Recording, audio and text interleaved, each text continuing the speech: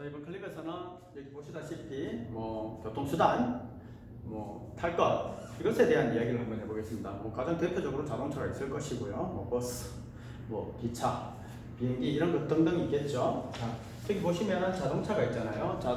자, 한자어로는 스스로 자자에 움직일 동자에 이게 수레를 뜻한다는 거. 자, 그 다음 이 오토모빌 할 때 그 오토는 스스로 모빌을 움직이다. 비클도 탈 것, 나르는 것, 이 정도의 의미가 되겠죠. 운송수단. 자, 카도 말할 것 없죠. 여러분들 큰 마트에 가면 물건을 사기 위해 뭘 끌고 다닙니까? 카르트를 끌고 다니죠. 그 다음 기차를 한번 타보십시오. 그 기차 티켓에 번호가 부여되어 있지 않습니까? 좌석 번호. 거기에 보면 정확히는 캐리지, 제일 앞에 나오는 거 1, 2, 3 이렇게 되어 있는 거. 이게 뭐냐? 그 1호실, 2호실 할 때 그 호실인데 정확히는 또 1량, 2량 할 때 량이라는 뜻이지 않습니까? 다 뭔가를 나른다라는 같은 어근을 두고 있죠. 자, 그러면 여기서 보다시피 요 수레라는 거 뭐를 본다는 겁니까? 우리가 흔히 말하는 수레, 즉 인력거. 즉 중국 드라마나 영화를 보시면 인력거, 릭쇼가 나오죠. 자, 우리는 인력거 하면 뭐가 생각납니까? 리어카가 생각나지 않습니까? 자, 리어카 이렇게 쓸 텐데, 자, 왜 여기에 이 리얼 D라는 단어가 들어갔을까요? 자, 여러분들 나치 시대에 그 오토바이를 한번 보시면요, 그 오토바이 옆에 사람 한 명을 더 태울 수 있는 공간을 달아붙여서 몰고 다니는 그 오토바이를 뭐라고 합니까? 사이드카라고 하지 않습니까? 자, 그걸 본따서 원래는 이 리어카는 자전거 뒤에 붙여서 물건을 실어 나르는 운송수단이었던 거죠. 근데 이게가 우리나라에서는 1970년대 들어와서 이제 이걸 따로 떼어서 사람이 끌고 다니는 그런 어떤 형태로 활용이 본격적으로 활용되기 시작했답니다. 자, 그러면 이것들의 공통점은 뭘까요? 바로 바퀴가 있다는 거죠. 바퀴는 어떻습니까? 원 모양이죠? 동그라미 모양이죠?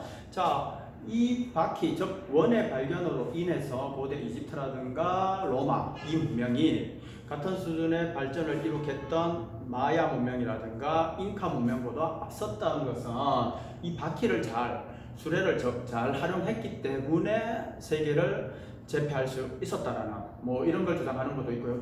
우리나라 그 조선시대에 연안 박지원이 쓴 열알기 그 내용상으로도 이런 게 등장하지 않습니까? 청나라에 가봤더니만 청나라는 이 수레를 끌고 나를 수 있는 이 도로가 너무나 잘 정비되어 있더랍니다. 우리나라는 그렇지 못한 것에 대한 이 한탄하는 내용도 나오죠. 자, 그러면 이 전체적인 이 자동차를 말함에 있어서 우리 너는 어떤 브랜드의 자동차를 타? 라고 얘기한다면 정확히 여러분들 브랜드하고 메이커는 또 틀립니다. 메이커는 제조회사고요. 브랜드는 제품명이죠. 그러니 현대자동차의 현대는 메이커고 그 현대자동차에서 만드는 제네시스다, 산타페다, 소나타다 이런 거는 브랜드가 되는 것이고요. 그건 정확히 좀 구분을 해서 해야 될 필요가 있고 우리 뉴 브랜드라는 표현은 영어에는 없습니다. 브랜드 뉴라고 해야 됩니다. 자, 그러면 우리 자동차 니 어떤 브랜드 타 이런 것보다 또 어떻게 자동차 수준을 얘기할 때 몇 마력이다 이런 말을 하죠. 저번에 제가 다른 클립에서도 얘기를 드렸는데요. 이 75kg의 물건을 1초 동안 1m 들어 올리는 힘이 바로 마력이라는 거죠. 자, 그럼 여기 보시면 이제 택시 한번 볼까요? 택시는 정확히 택시 캐버리 올리 요거의 줄임말입니다. 이게 뭐냐? 자, 18세기에 산업혁명이 일어나서 전기기관차, 전기선, 전기자동차가 만들어지기 이전에 주요한 교통수단은 말이 이거는 마차였다는 거죠. 자, 그 마차를 개인적으로 소유할 수 있었던 사람들 누굴까요? 귀족이나 상류층이겠죠. 자, 이 텍스가 돈 세금과 관련된 말이고요. 개별적으로 돈을 내고 자기 희하에 두는 이 개인용 마차를 바로 택시 캐브리올리라고 했던 거죠. 그래, 요거의 줄임말이 그대로 택시라 해도 되고 여기 보시다시피 캡이라고 해도 되는 거죠. 그래서 우리 택시 운전사일 때 택시 드라이버 이렇게 해도 되고 캡 드라이버 이렇게 해도 되죠. 그 다음 또 뭡니까? 이 택시를 요즘 줄을 서서 기다리는 승강장을 뭐라고 합니까? 바로 택시 스탠드라고 한다는 거. 자, 이건 개인용 마차에서 나왔고, 자, 버스라고 하면 여러분들 이 버스는요 옴니 버스의 줄임말입니다. 옴니는 전부 다를 뜻하는 거죠. 자, 이게 뭐냐? 자, 이제는 16인승 이상 승합 마차를 뜻합니다. 그러니 대량으로 운송할 수 있는 대중교통수단이 되는 거죠. 참고로 여러분들 이 대중교통수단은 뭐라고 합니까? 바로 트랜스포트 내지는 트랜스포테이션이라고 하죠. 이 택시 이것도 대중교통수단입니다. 버스 말할 것도 없고요. 기차, 비행기 이런 건. 자, 그리고 뭐 참고로 대중교통수단을 탄다 내린다 그리고 일반 승용차를 탄다 내린다는 조금 표현하는 게 틀립니다. 뭐냐?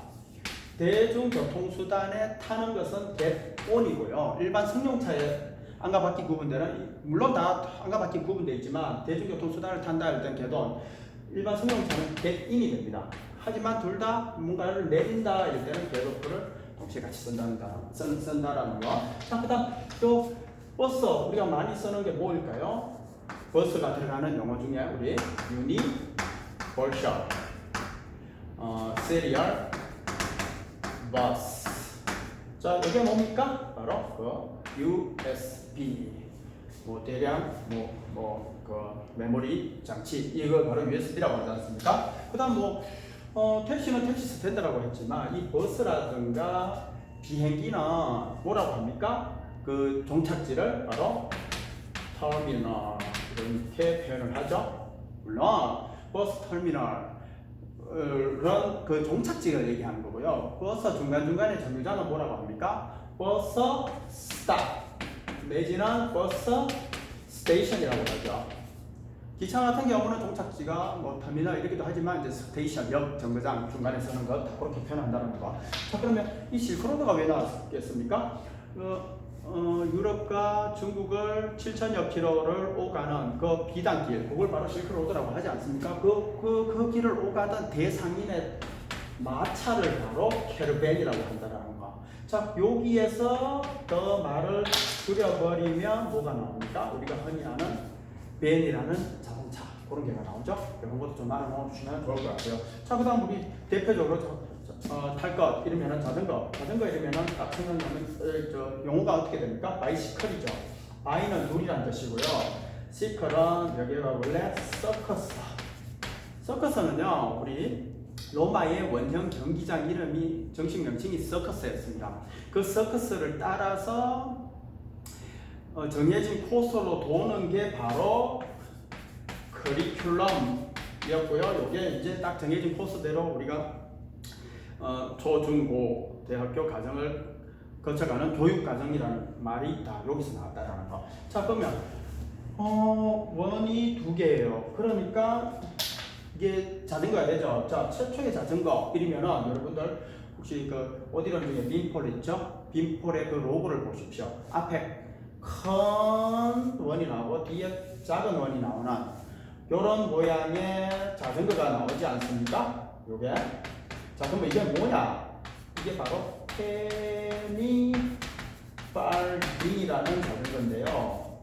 이게 돈 모양이죠? 자, 우리가 영국의 대표적인 돈이면 펜이 나오죠? 그보다 더 작은 모양의 이런 돈을 깔딩이라고 했습니다. 그 모양을 닮았다고 해서 페니발딩이라는 1839년도에 처음에 개발이 되어서 이게 어떻게 됩니까? 나중에 불편하니까 좀 더 실용적인 형태의 우리가 알고 있는 자전거가 1800년대 후반에 나오게 됐던 거죠. 이게 바로 그리고 이 자전거를 우리 바이시클을 하지 않습니까? 자, 이 자전거에 이 사람의 인력으로 가기가 버거우니 어떻게 합니까? 거기에다가 동력을 달아 만들어내죠. 그게 바로 모터 바이크 아닙니까? 자전거를 줄여서 바이크라고 하니까. 그래서 이게 바로 오토바이가 되는 거죠. 그러면은 순서상으로 따져봐도 이 단어에 순서상으로 따져봐도 자전거가 먼저 나오고 오토바이가 뒤에 나왔다라는 거. 대표적으로 오토바이 대명사입니다. 하레이 데이비슨 아닙니까? 그분들도 원래 하레이와 데이비슨이라는 두 사람이 같이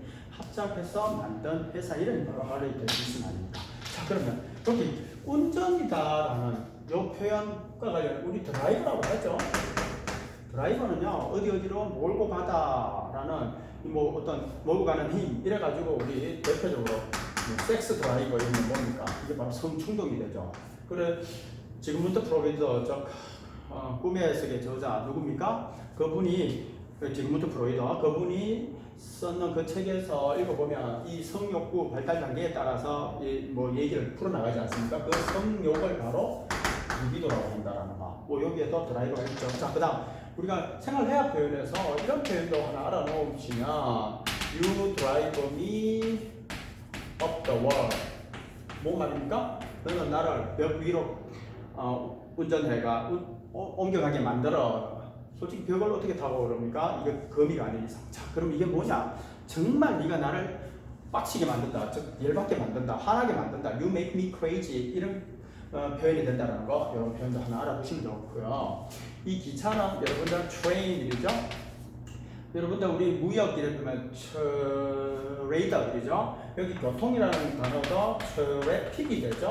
자, 여기에서 다 보다시피 TRA가 붙으면 뭔가 가로질러 옮긴다라는 뜻이 나온다라는 거. 자, 그 다음 비행기를 버리면 우리 에어플레인 또는 뭐 에어크래프터 이런 것도 다 뭡니까? 다 운송수단, 교통수단의 대명사가 되고 실제로는 여러분들 뭐 그런 얘기를 하지 않습니까? 이 자동차보다는 기차, 비행기 이런 쪽으로 갈수록 통계학적으로 이 사고 확률은 낮죠. 하지만 근데 어떻게 됩니까?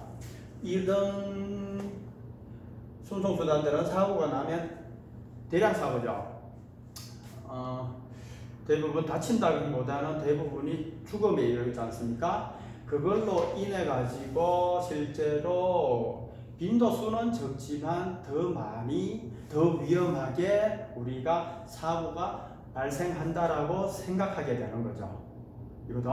이것도 인지가 편향이 되어 있기 때문에 그렇게 받아들이는 거지. 실제로는 통계적으로나 수치적으로 보면 이것들에 의한 이 사고는 훨씬 더 적고 어떻게 보면 더 안전한 교통수단이라는 거. 자, 그럼 트럭을 얘기할 때 우리는 트럭일 때 이렇게 표현하지 않습니까? 그 TRU, TRA 다 연관되어 있지 않습니까? 이 TRU, 트럭도 뭔가를 나른다라는 뜻이죠. 우리 포럴일 때 PORT, 포터는 짐꾼이라는 뜻이죠. 그 직접적으로 트럭을 가리키는 않고요, 잘. 자, 그러니 이거는 영국에서는 트럭을 이렇게 표현을 하는 게 아니라 미국에서는 트럭이라고 하는데 영국에서는 롤이라고 합니다. 자, 좀 생소하죠. 하지만 여러분들 기름을 싣고 나르는 큰 기름차를 뭐라고 합니까? 탱크로리 이런 말 들어보셨죠? 그거는 여기에 탱크를 붙여서 탱크로리 그거는 익숙하지 않습니까? 그거는 정확히 영국식 영어 표현인데 우리는 그대로 받아들여서 그냥 탱크로리 그 탱크를 빼버리면 일반적으로 트럭을 뜻한다는 거죠. 그 다음 교통은 트래픽이죠. 그런데 여러분들 교통 이러면 이 트래픽도 나오지만 이 인터넷 용어로는 트래픽이 뭡니까? 트래픽이 단박에 많이 걸리면 렉이 걸리지 않습니까? 시스템이 렉 걸리면 쳐져버리죠. 이게 그 많은 양을 처리하기 힘드니까. 그래서 이거는 교통량이라는 뜻도 되지만 인터넷 용어로는 접속량이 되죠. 자, 그럼 여기에서 철자가 하나만 이렇게 바뀌어보십시오. K. 뭐 발음이 다 똑같죠. 트래픽. 이거는요 거래를 하긴 하는데 뭘 거래하느냐? 사람을 거래하는 거죠. 그래서 트래픽이 인지매매하다 이고 트래픽컬 이렇게 보면 인지매매 범위 되죠. 이 트래픽과 관련돼서 뭐가 있습니까? 트래픽 사인 전번에 다른 클립에서 얘기를 했죠. 이게 빨강, 파랑, 뭐 초록, 주황색 그거 해서 어떻게 됩니까? 이게 뭐 규제와 절제를 의미한다라는 거 그런 걸 얘기했었고 우리가 트래픽 사인이 아니죠. 정확히 트래픽 시그널이 되고요.